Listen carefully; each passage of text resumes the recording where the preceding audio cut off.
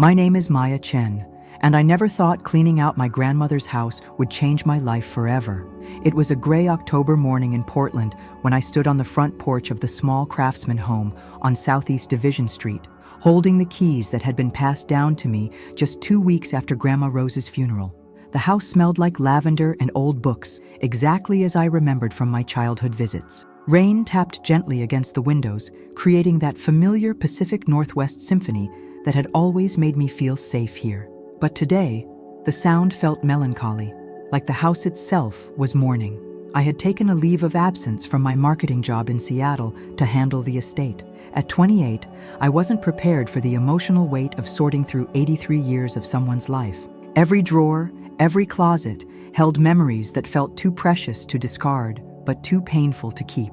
The living room was exactly as Grandma Rose had left it. Her reading chair sat by the window, still indented where she used to sit every morning with her coffee and crossword puzzle. The walls were covered with photographs spanning decades, family gatherings, holidays, and countless pictures of me growing up. There were also photos of people I didn't recognize, faces from what seemed like a different era. I started with the obvious things: clothes for donation, old medications to dispose of, paperwork to organize. But it was when I reached the antique secretary desk in the corner that my systematic approach began to unravel. The desk had always fascinated me as a child, with its many small drawers and hidden compartments. Grandma Rose used to joke that it held all her secrets. As I carefully removed items from each drawer, I found the usual things: old bills, recipe cards written in her careful cursive, reading glasses, and rubber bands. But in the bottom drawer, pushed far to the back, my fingers found something unexpected: a small wrapped package about the size of a jewelry box. The wrapping paper was yellowed with age, held together with tape that had long since lost its adhesive power. Written on it in faded blue ink was, "For Maya, when you're ready to know." My hands trembled as I carefully peeled away the paper. Inside was a silver photo frame I had never seen before. The frame itself was beautiful, with intricate engravings around the border. But it was the photograph inside that took my breath away. It showed a young woman who looked remarkably like me, standing next to a man in what appeared to be the 1950s. The woman had my same dark hair and smile, but she wasn't anyone I recognized from our family albums. I turned the frame over to examine it more closely, and that's when I felt it. Something was loose inside. The backing was slightly warped, as if something had been placed between the photograph and the frame's back panel. My heart pounded as I carefully pried open the frame. A folded piece of paper fell into my lap. The paper was old and delicate, but the handwriting was still clear. As I unfolded it, I recognized Grandma Rose's younger handwriting, different from the shaky script of her later years. The note was dated June 15, 1952, and it simply said, "You're the only one I trusted. I'm sorry I couldn't keep my promise. Please forgive me, Rose." Below that, in different handwriting, someone had added, "The truth is in the garden where the roses bloom twice." I stared at the note for what felt like hours, trying to make sense of it. Who had my grandmother written this to? What promise couldn't she keep? And who had added that cryptic message about the garden? I looked again at the photograph. The young woman's face was hauntingly familiar, not just because she resembled me, but because something about her expression suggested a story untold. The man beside her had kind eyes and was wearing what looked like a military uniform. The afternoon light was beginning to fade, casting long shadows across the hardwood floors. I set the frame and note carefully on the coffee table and walked to the kitchen window that overlooked the backyard. Grandma Rose had always been proud of her garden, especially her roses. Even now, in late October, I could see the rose bushes along the back fence, though most of the blooms had faded. But as I looked more carefully, I noticed something I had never paid attention to before. In the far corner of the garden, there was a small section where roses grew in a different pattern, a perfect circle around what appeared to be a small stone marker. My phone buzzed with a text from my mom. "How's the sorting going, honey? Don't overwhelm yourself." I stared at the message, wondering if I should tell her about my discovery, but something held me back. The note had been specifically wrapped for me, and Grandma Rose had always been intentional about everything she did. If she wanted me to find this alone, there must have been a reason. I texted back, "Going well? Just taking my time with everything." As evening approached, I made myself a simple dinner and sat at Grandma Rose's kitchen table. the mysterious photo frame in front of me. The rain had intensified, and I could hear it drumming against the roof. The house felt full of whispers and secrets. I picked up the photograph again, studying every detail. The woman's dress was typical of the early 1950s, and she was wearing what looked like an engagement ring. The man's uniform suggested he might have been stationed somewhere nearby, perhaps at one of the military bases that had been active in the Pacific Northwest during that era. But the more I looked at the woman's face, the more convinced I became that this wasn't just someone who happened to look like me. There was something about her bone structure, the way she held her shoulders, even the way she smiled, that felt like looking into a mirror that reflected not just my appearance, but something deeper. I spent the evening researching my family history online, looking through genealogy websites and old records. I knew the basics. My great-grandparents had immigrated from China in the early 1900s. My grandparents had met and married in Portland, and my grandfather had died when my mother was young. But there were gaps in the timeline that I had never thought to question before. The mysterious note seemed to suggest that Grandma Rose had been keeping a secret for over 70 years. But what kind of secret could be so important that she would hide it for so long, only to leave it for me to discover after her death? As I prepared for bed in the small guest room that had been my mother's childhood bedroom, I couldn't shake the feeling that I was standing at the beginning of something much larger than just cleaning out a house. The note felt like an invitation, or perhaps a responsibility, to uncover a truth that had been buried for decades. Outside, the rain continued to fall, and somewhere in the darkness of the backyard, the roses waited with their secrets. Tomorrow, I decided, I would start digging, both literally and figuratively. The woman in the photograph deserved to have her story told, and something deep in my heart told me that understanding her story might help me understand something important about my own. I fell asleep holding the photograph, wondering what Grandma Rose's promise had been, and why she felt she had failed to keep it. I woke before dawn, unable to shake the feeling that the mysterious woman in the photograph was somehow calling to me. The rain had stopped during the night, leaving everything fresh and glistening in the early morning light that filtered through the lace curtains of the guest room. After making coffee in Grandma Rose's old percolator, I bundled up in one of her gardening jackets and stepped into the backyard. The grass was wet with dew, and my sneakers quickly became soaked as I made my way toward the rose garden. In the daylight, the circular arrangement of roses in the corner was even more obvious. Someone had clearly planted them with intention, creating a perfect ring around what I could now see was definitely a small stone marker. The roses here were different from the others in the garden. They were an unusual variety that I didn't recognize, with deep red blooms that seemed to have petals layered in an almost unnatural way. As I knelt beside the stone marker, I could see that there was writing carved into it, though years of weather had made it difficult to read. I ran my fingers over the surface, feeling the carved letters. Gradually, I was able to make out LM, Forever in Our Hearts, 1952. My pulse quickened. The date matched the note exactly. LM. Could those be the initials of the woman in the photograph? I looked around the garden, wondering what else might be hidden here. The note had mentioned where the roses bloom twice, and as I examined the special roses more closely, I realized they were indeed different. While all the other roses in the garden had finished blooming for the season, these red roses appeared to have buds that were just beginning to open, as if they were preparing for a second bloom. I spent the morning carefully examining the area around the stone marker. The soil there seemed different too, softer, as if it had been turned more recently than the rest of the garden. About a foot away from the marker, I noticed a small depression in the earth that looked deliberately made. I went back to the house and found some of Grandma Rose's gardening tools in the garage. When I returned to the spot with a small spade, I felt a mixture of excitement and nervousness. Was I about to disturb something that was meant to stay buried?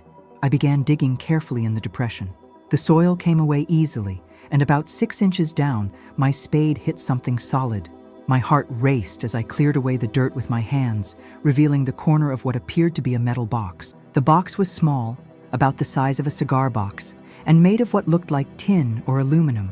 It had been wrapped in several layers of plastic bags, which had protected it from moisture over the years. With trembling hands, I lifted it from its earthen hiding place. Back in the kitchen, I carefully unwrapped the box. It wasn't locked, but the lid was tight from years underground. When I finally managed to open it, I found myself looking at a collection of items that told a story I was only beginning to understand. There were more photographs, these ones loose and unframed. They showed the same woman from the first picture, but in different settings and with different people. In some, she was alone, smiling at the camera with a joy that seemed to light up the black and white images. In others, she was with the man in the military uniform, and it was clear they were deeply in love. But it was the letters that really took my breath away. There were dozens of them, tied together with a faded blue ribbon. The envelopes were addressed to Miss Lily Matsuda at an address here in Portland. The return address showed they were from Sergeant James Morrison at various military bases. I untied the ribbon with careful fingers and began to read. The letters painted a picture of a love story that had been interrupted by circumstances beyond the young couple's control. James wrote about his deployment, about missing Lily, about their plans for marriage when he returned. Lily's letters, which were carbon copies she had apparently kept, spoke of waiting for him, of planning their future, of a love that transcended the challenges they were facing. But as I read deeper into the correspondence, a darker picture began to emerge. The letters from 1952 spoke of increasing pressure from both families to end the relationship. James wrote about facing discrimination from his commanding officers when they learned about his relationship with a Japanese-American woman. Lily wrote about her family's fears, about people in the community who still harbored resentment from the war years. One letter from James, dated May 1952, was particularly heartbreaking. "My darling Lily, I don't know how much longer I can fight this. They're threatening to transfer me across the country if I don't end our engagement. But I want you to know that no matter what happens, no matter what anyone tries to make us do, my love for you will never change." Lily's response, dated a week later, showed her own struggle. "My dearest James, Rose thinks we should run away together, start fresh somewhere where no one knows our history. She's offered to help us, to give us money and a place to stay. She's the only one I trust anymore.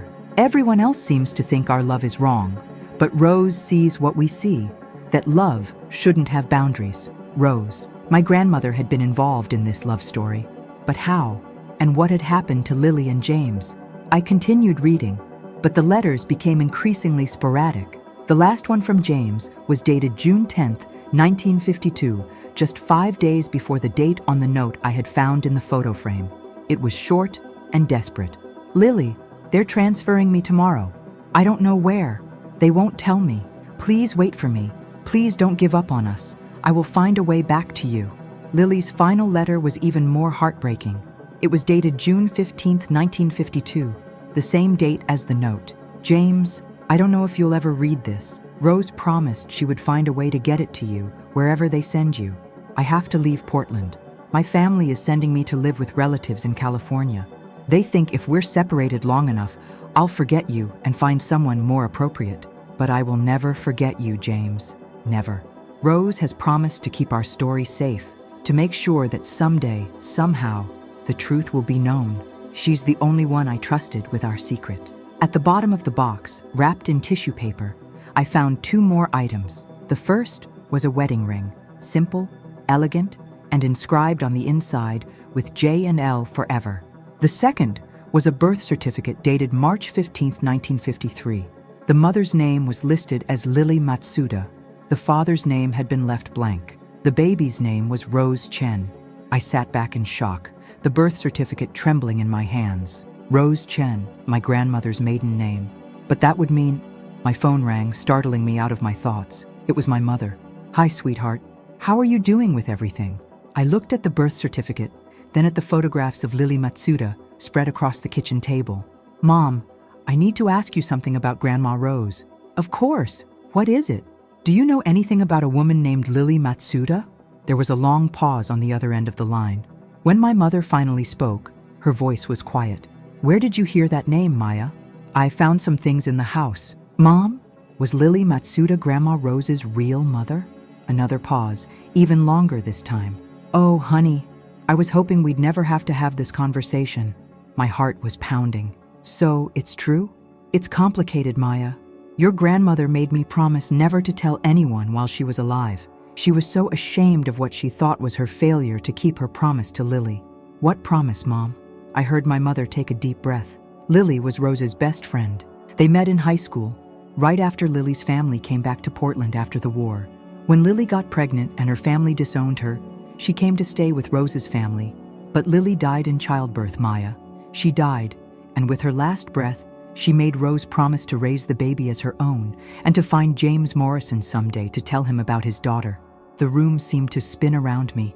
So Grandma Rose was Lily and James's daughter. Your biological great-grandmother was Lily Matsuda, and your great-grandfather was James Morrison. But Rose was raised by her adoptive parents, and she took their name. She became Rose Chen, and later, when she married your grandfather, she became Rose Wong. I looked again at the photographs, understanding now why the woman had looked so familiar. Lily Matsuda was my great-grandmother. Did Grandma Rose ever find James? She tried, Maya.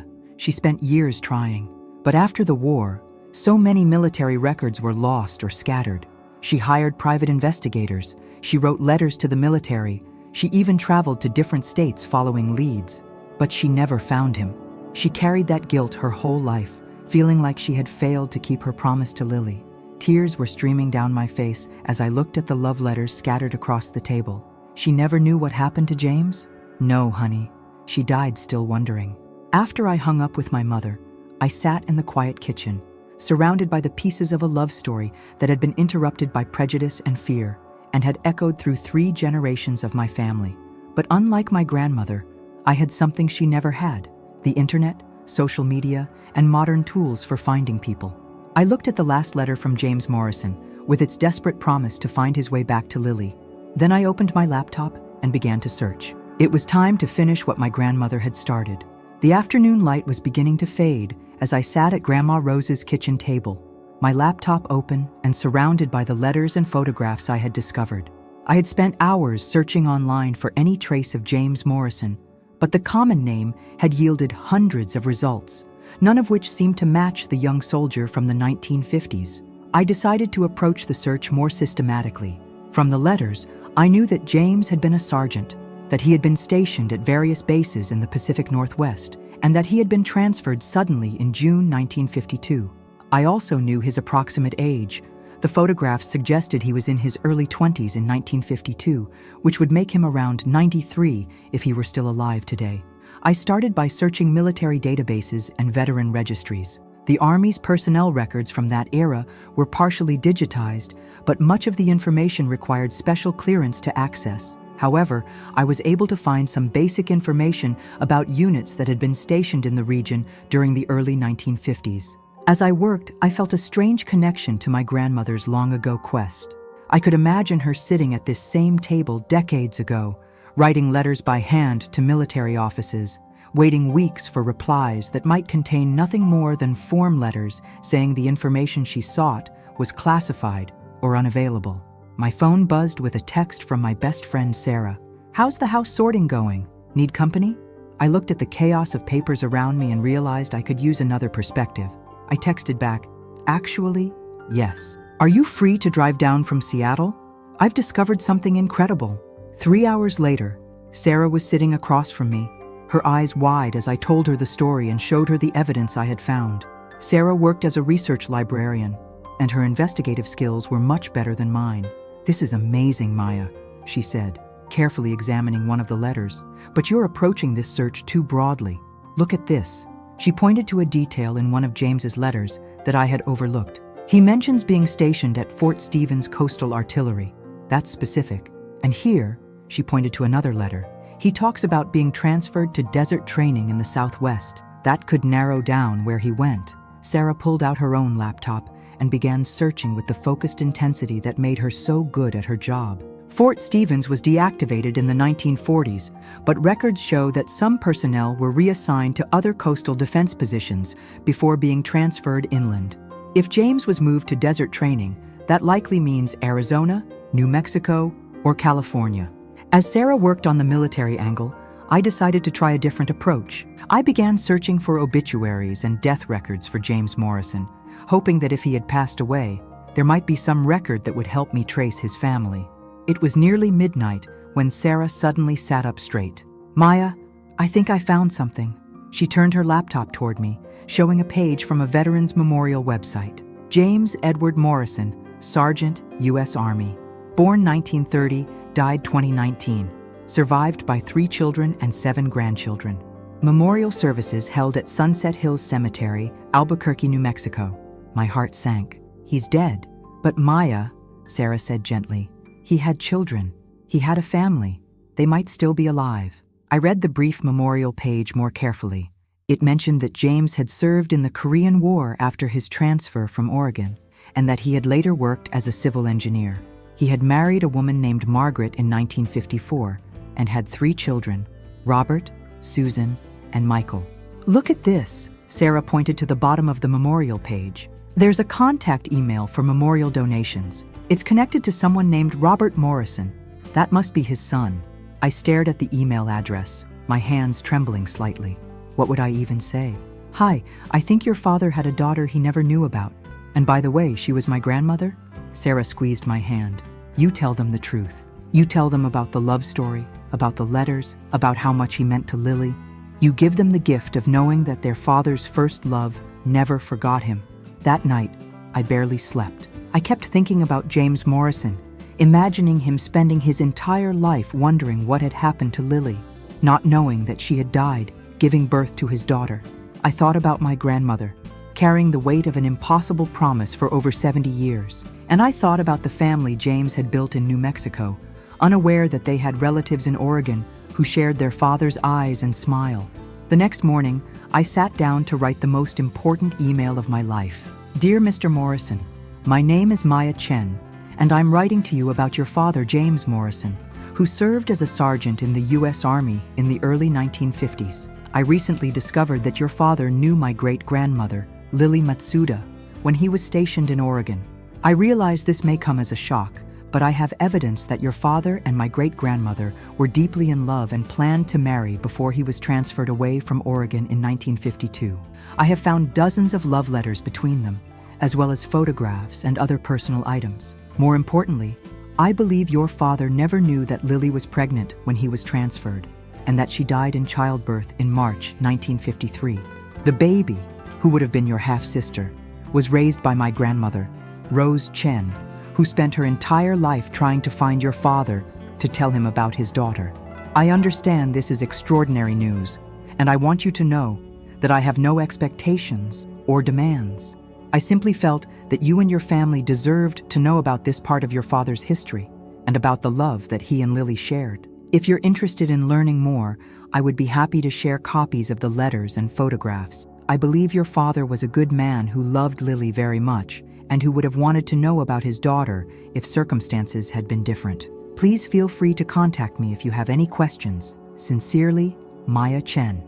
I attached a few of the less personal photographs and one of the letters that clearly showed the depth of James and Lily's relationship. Then, before I could lose my courage, I hit send. The wait was excruciating. I tried to distract myself by continuing to sort through Grandma Rose's belongings, but I checked my email obsessively. What if Robert Morrison thought I was crazy? What if he didn't believe me? What if he didn't want to know about his father's past? 3 days later, my phone rang. The caller ID showed a New Mexico area code. Hello, this is Maya, I answered, my voice shaky. Maya, this is Robert Morrison. I got your email. There was a long pause, and I held my breath. I've been staring at those photographs for 3 days, he continued, his voice thick with emotion. That man in the pictures, he looks exactly like my son.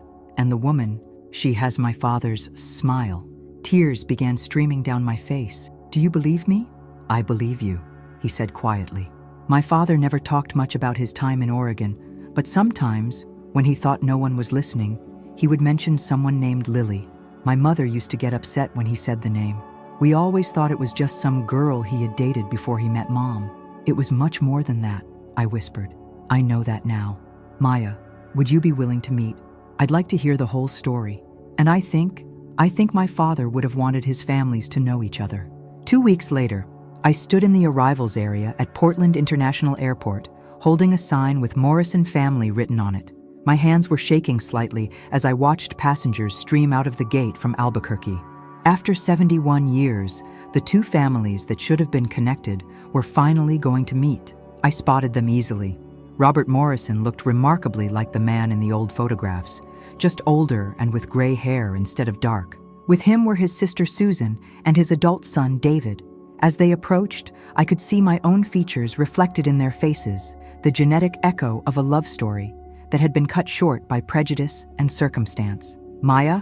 Robert asked, and I nodded, too emotional to speak. Susan stepped forward and, without hesitation, pulled me into a hug. "You look just like her," she whispered, "just like Lily in those photographs." Over the next 3 days, we sat in Grandma Rose's living room, spreading out all the letters, photographs, and mementos I had discovered. I told them everything I knew about Lily Matsuda, about her friendship with my grandmother, about the love affair that had seemed destined to overcome all obstacles until forces beyond their control tore them apart. Robert shared stories about their father, how he had been a gentleman who rarely spoke about the war years, but who had always seemed to carry a sadness that none of them could understand. "He was a wonderful father," Robert said, "but sometimes I would catch him staring out the window with this look of longing, like he was searching for something he had lost." David, Robert's son, was particularly moved by the letters. "Grandfather always told us that love was the most important thing, that we should never let anyone else dictate who we loved. We thought it was just general advice, but now I understand." He was speaking from experience. Susan had brought a box of their father's belongings that they had saved after his death. Among them was a small journal that he had kept in his later years. As we read through it, we found entries that finally revealed his side of the story. June 15th, 1952. "They transferred me today, wouldn't even let me call Lily to say goodbye. Told me if I tried to contact her, they'd court-martial me for insubordination. But how can loving someone be insubordination? How can the heart be a military offense?" March 15th, 1953. "It's been 9 months since I've seen Lily. I wrote to her family's address, but the letters come back marked addressee unknown. I don't know where she is. I don't know if she's waiting for me or if she's moved on. All I know is that I wake up every morning thinking about her smile." December 24th, 1960. "Married Margaret today. She's a good woman, and I do love her, but it's a different kind of love. There will always be a part of my heart that belongs to a girl in Portland who may not even remember my name." March 15th, 1995. "It's been 42 years since I last saw Lily. I wonder if she's still alive. I wonder if she ever thinks about the soldier who promised to come back for her. I wonder if she knows that not a day has passed that I haven't thought about her." The final entry, dated just months before his death, was the most heartbreaking. "I'm dying, and my greatest regret is that I never found Lily again. I pray that wherever she is, she found happiness. I pray that she knew how much I loved her. I pray that someday, somehow, she'll know that I never stopped looking for her." Through tears, I told them how Lily had died, how Grandma Rose had tried for decades to find James, how she had carried the guilt of her unfulfilled promise until her death. "She never stopped trying," I said. "Even when she was in her 80s, she would still mention wanting to find James Morrison. She felt like she had failed Lily." "But she didn't fail," David said firmly. "She kept Lily's memory alive. She preserved their love story. And she made sure that we would eventually find each other." Over those 3 days, we visited all the places that had been important to Lily and James. We went to the neighborhood where Lily's family had lived, now transformed by decades of urban development, but still recognizable from old city photographs. We visited the park where, according to the letters, James had first told Lily he loved her. Most importantly, we went to the rose garden behind Grandma Rose's house. Together, we knelt beside the stone marker where Lily's memory had been honored in secret for over 70 years. Robert placed a bouquet of white roses, James's favorite, according to his journal, next to the red ones that were still blooming their mysterious second bloom. "I think they know," Susan said quietly, looking up at the cloudy Portland sky. "I think somehow, wherever they are, they know that their families are together." We decided to hold a memorial service for both Lily and James, acknowledging their love story and celebrating the family connections that had been lost and found. The service was held in the same garden where Lily's marker stood, with family members from both sides attending. Robert's daughter flew in from Denver, Susan's twin boys came from Phoenix, and my mother drove down from Seattle with my aunt and cousins. As I looked around at all these faces that shared common features, the strong jawline that had come from James, the expressive eyes that were clearly from Lily. I felt a profound sense of completion. During the service, I read from some of the letters, sharing James and Lily's words of love and hope. Robert shared memories of his father's character and values. My mother spoke about Grandma Rose's dedication to keeping promises, even when they seemed impossible to fulfill. But it was David who provided the most moving moment. He had spent the past few days researching military records and had managed to track down the name of the commanding officer who had forced James's transfer. "What happened to our grandfather and Lily was wrong," he said. "It was the result of prejudice and fear, and it robbed them of a lifetime together. But their love was stronger than the forces that tried to destroy it. Their love created families, and those families found each other across time and distance. That's the real victory." After the service, we made a decision that I think would have made both Lily and James proud. We decided to establish a scholarship fund in their names for young couples from different backgrounds who want to marry but face family or community opposition. The fund would provide counseling, legal assistance, and financial support to help love overcome prejudice. Robert also brought us copies of all of James's military records that he had been able to obtain. Among them was a letter that James had written to his commanding officer, protesting his transfer and requesting permission to marry Lily. The letter was a beautiful defense of love across racial lines, written with passion and intelligence. It had been denied and filed away, but reading it 70 years later, we could see the kind of man James Morrison had been. Someone willing to fight for what he believed in, even when the odds were against him. As the Morrison family prepared to return to New Mexico, we made plans to stay in touch. David was particularly interested in learning more about his Pacific Northwest heritage, and he was planning to move to Portland to attend graduate school. Susan wanted to research more of the family history to trace both sides of the story back further, but it was Robert who made the gesture that moved me most. On their last day, he handed me a small wrapped package. "This was my father's," he said. "I think he would want you to have it." Inside was a simple silver locket, engraved with the date June 15, 1952, the same date as the note I had found in the photo frame. Inside the locket was a tiny photograph of Lily, smiling at the camera with the radiant joy I had seen in all her pictures. "He carried this his whole life," Robert said. "Even after he married my mother, even after he had other children, he kept this with him. Mom found it in his wallet after he died. She gave it to me, but she never knew who the woman in the picture was." I held the locket carefully, thinking about James Morrison carrying Lily's image with him for 67 years, never knowing that she had died, never knowing about the daughter they had created together. "Are you sure you want me to have this?" "I'm sure," Robert said. "You're the bridge between their love story and the future. You found us when no one else could. You fulfilled the promise that your grandmother carried for so long. The locket belongs with you." That evening, after the Morrison family had gone back to their hotel, I sat alone in Grandma Rose's garden as twilight settled over Portland. I wore James's locket around my neck, and in my hands, I held the original note that had started this incredible journey. "You're the only one I trusted. I'm sorry I couldn't keep my promise. Please forgive me. Rose." I spoke aloud to the roses, to the marker, to the memory of my grandmother and the great-grandmother I had never known. The promise is kept now. James's family knows about Lily, and Lily's family knows about James. Their love wasn't lost. It just took a little longer to find its way home.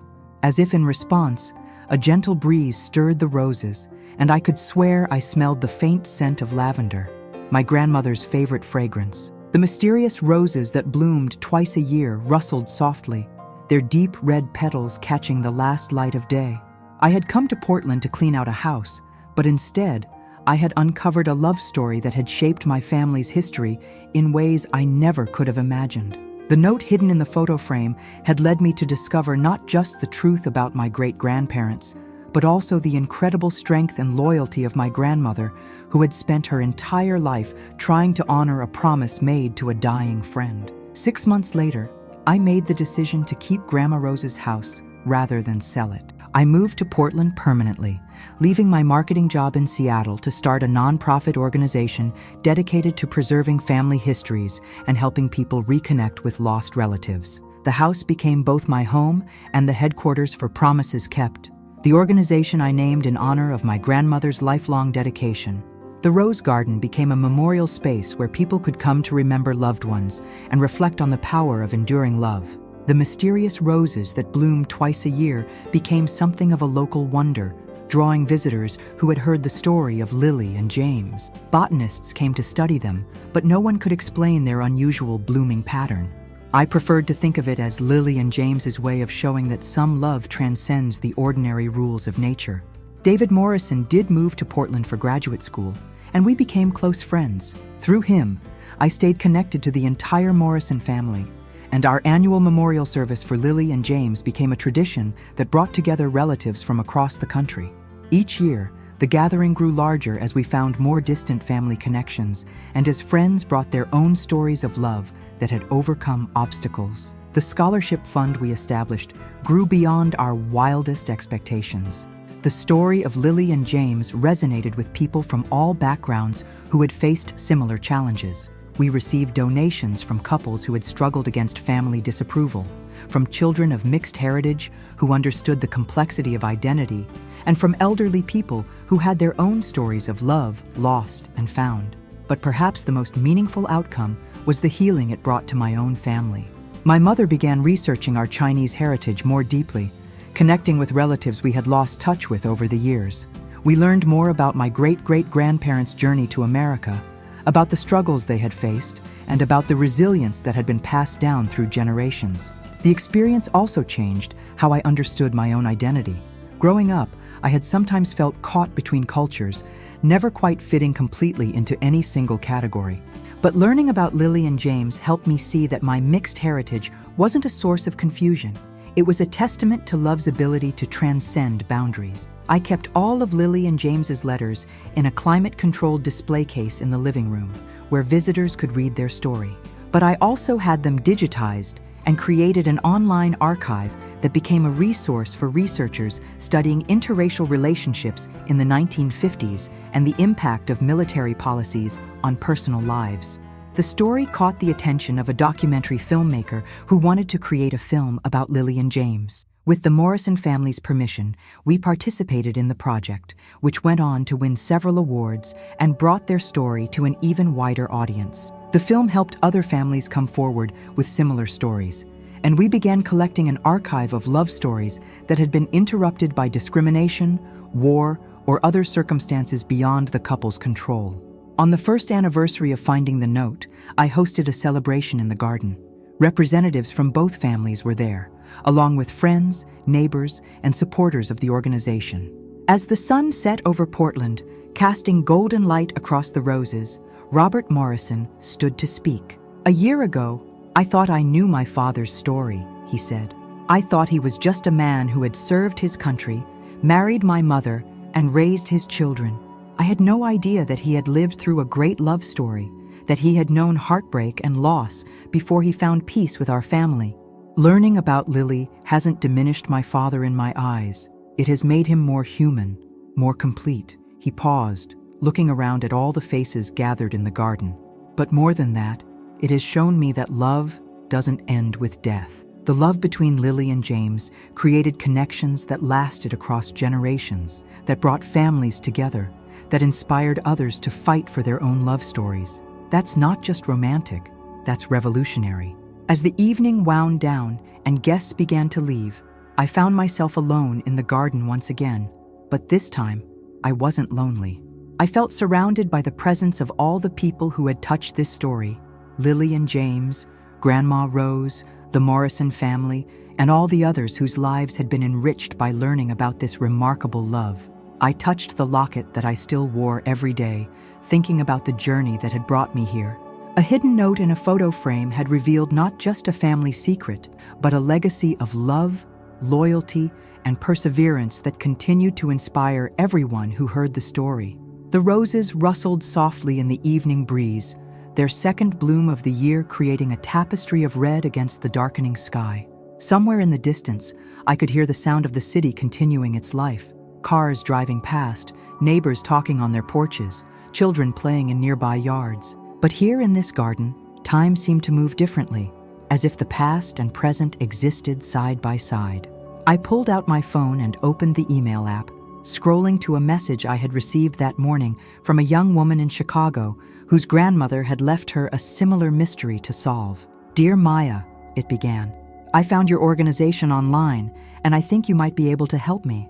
I discovered some old documents in my grandmother's house, and I think she was keeping a secret for someone she loved." I smiled as I began typing my response. Lily and James's story had shown me that love leaves traces, that promises matter, and that sometimes the most important mysteries are the ones hidden in plain sight, waiting for the right person to discover them at the right time. The note had said, "You're the only one I trusted," and in the end, that trust had been justified. Grandma Rose had chosen well when she wrapped that package for me to find. She had known that I would be the one to see the mystery through to its conclusion, to honor the promise she had carried for so long, and to ensure that Lily and James's love story would never be forgotten. As I walked back toward the house, I carried with me the peaceful certainty that some promises, even when they seem impossible to keep, find their own way to fulfillment. Love, I had learned, is patient. It waits.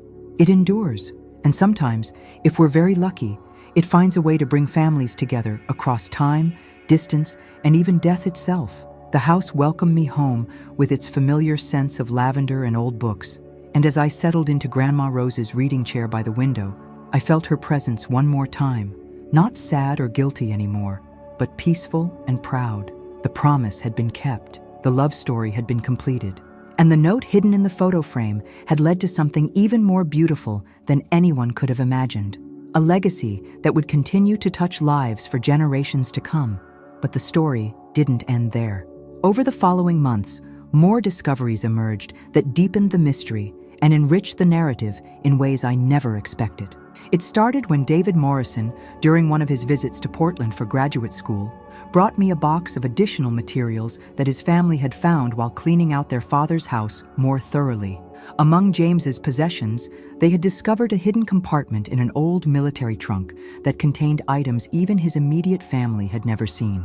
"We almost donated the trunk to a veterans organization," David explained as we sat in the living room, the familiar photo frames and letters spread around us. But something felt different about the weight of it.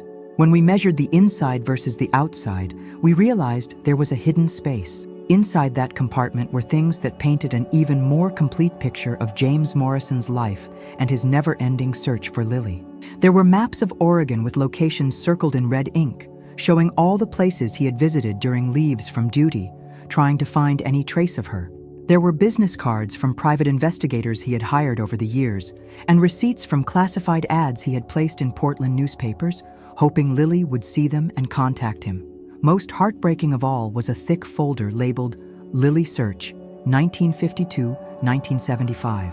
It contained copies of hundreds of letters James had written to various agencies, military bureaus, immigration offices, and even church organizations, all inquiring about Lily Matsuda or any member of her family. The dedication was overwhelming. For 23 years, he had never stopped looking. One letter, dated 1967, was particularly poignant. It was addressed to the Red Cross, and in it James wrote, "I am seeking information about Miss Lily Matsuda, who would now be approximately 35 years old. She lived in Portland, Oregon in 1952. I have reason to believe she may have needed assistance during a difficult time, and I want to help her if possible. I made a promise to take care of her, and circumstances beyond my control prevented me from keeping that promise. If you have any information about her or her family, please contact me. I am not seeking to disrupt her life if she has found happiness elsewhere, but I need to know that she is safe." Reading these documents, I realized that my grandmother and James had been conducting parallel searches for decades, each unaware that the other was also looking. They had probably been in some of the same offices, spoken to some of the same people, and followed some of the same leads, but the timing had never aligned for them to cross paths. David also brought something that changed everything I thought I knew about the end of Lily's story. Hidden in the same compartment was a letter that had never been opened, postmarked March 20th, 1953, just 5 days after the birth certificate I had found for my grandmother. The return address showed it was from Portland, Oregon, but there was no sender's name. "Dad must have been deployed when this arrived," David said. "Maybe it got forwarded through several military postal systems and reached him months later, Or maybe he was afraid to open it. With trembling hands, I carefully opened the 70-year-old envelope. Inside was a letter written in a handwriting I didn't recognize, but the content made my heart stop. Dear James, my name is Ruth Chen, and I am writing to you about Lily Matsuda. Rose asked me to send this letter if anything happened to her, as she was not strong enough to write herself. Lily gave birth to your daughter on March 15, 1953. She named her Rose, after our daughter who has been her dearest friend. Lily spoke of you constantly during her pregnancy, and she made Rose promise to find you and tell you about the baby. I am sorry to tell you that Lily did not survive the birth. She died peacefully, holding the baby and saying your name. Her last words were, "Tell James that our love created something beautiful and that I will wait for him wherever souls go after this life." The baby is healthy and beautiful. She has your eyes and Lily's smile. Rose has asked us to raise the child as our own, and we have agreed. We will tell her about Lily when she is old enough to understand, and we will make sure she knows that she was created by a great love. Rose wanted you to know that Lily never stopped believing you would find your way back to her. She kept all your letters and read them every night. She was not ashamed of loving you, and she was proud to carry your child. If you wish to be part of the baby's life, we would welcome you. If you have moved on and started a new life, we will understand. But we felt you deserved to know the truth. The baby's full name is Rose Lily Chen. She is your daughter. With respect and sympathy, Ruth Chen. At the bottom of the letter was a small envelope labeled, "For James, from Lily." Inside was a short note in Lily's handwriting. "My dearest James, if you are reading this, then I am gone, but our love lives on. Take care of our daughter. Tell her about the roses that bloom twice and how love can survive anything. I will love you forever. L." I sat in stunned silence, the letter shaking in my hands. This changed everything. James had been contacted about his daughter. He had known about Grandma Rose, but somehow the connection had never been made. David looked as shocked as I felt. "But if Dad knew about your grandmother, why didn't he ever try to contact her?" I thought about the timeline, about military movements and life circumstances. He was probably deployed overseas by the time this letter reached him. And look at the address on the envelope. It's very generic, just Sergeant James Morrison, U.S. Army. By 1953, he could have been anywhere in the world. That evening, I called my mother and read her the letter. There was a long silence before she spoke. "Maya, your great-grandmother Ruth kept journals. I have them in my attic. I've never read them all the way through, but now I think I should." The next weekend, my mother drove down from Seattle with 3 boxes of my great-grandmother's journals, spanning from the 1940s to the 1980s.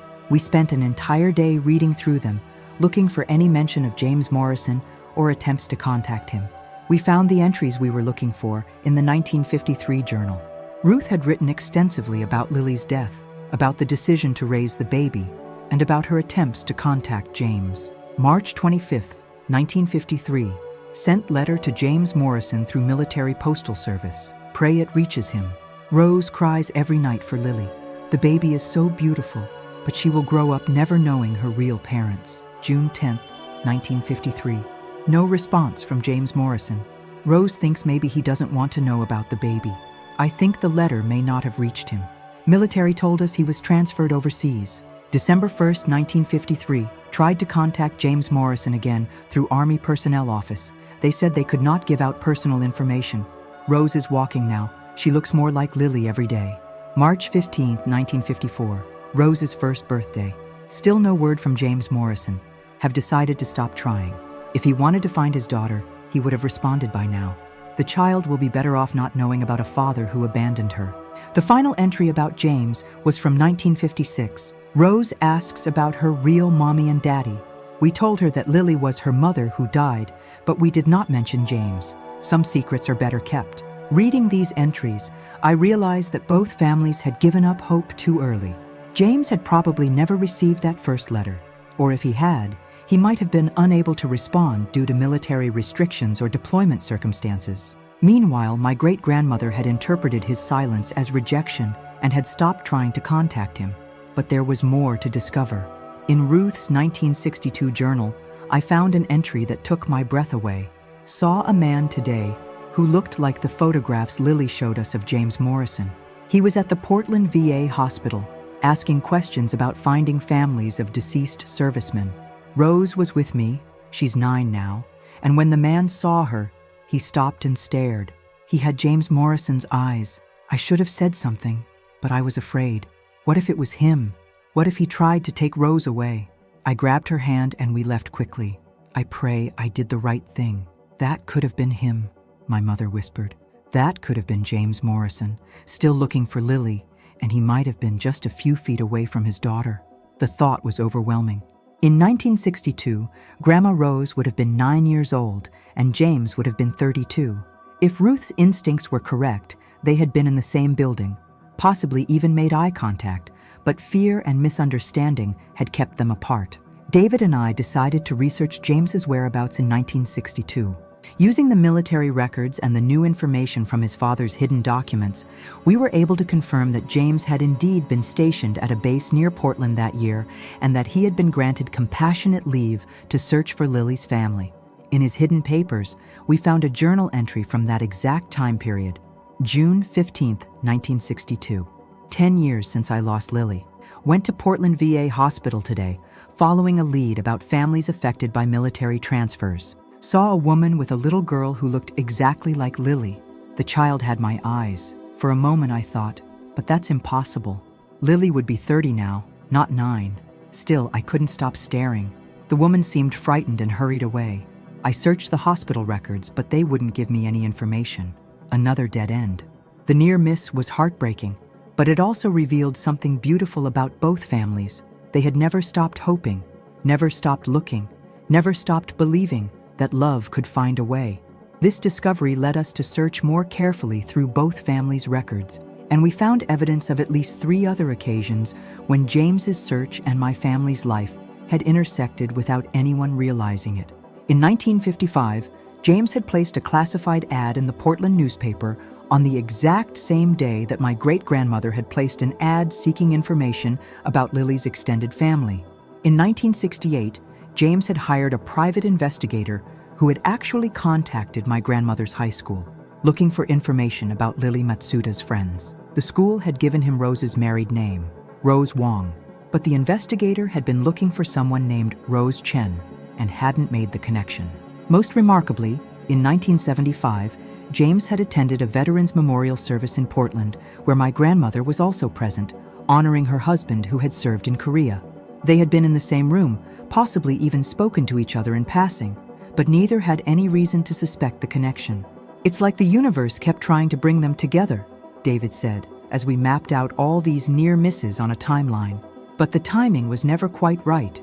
These discoveries added new layers to our memorial garden and our annual service. We created a timeline display showing all the moments when the families had unknowingly crossed paths, and we invited other families to share their own stories of searches that had taken decades to resolve. The story also took on new meaning for the scholarship fund we had established. We began specifically helping families who had been separated by military service, immigration policies, or other institutional barriers. The fund grew to include legal assistance for families trying to reunite across international borders and counseling services for people dealing with the emotional impact of long family separations. But perhaps the most meaningful outcome was the peace it brought to the Morrison family.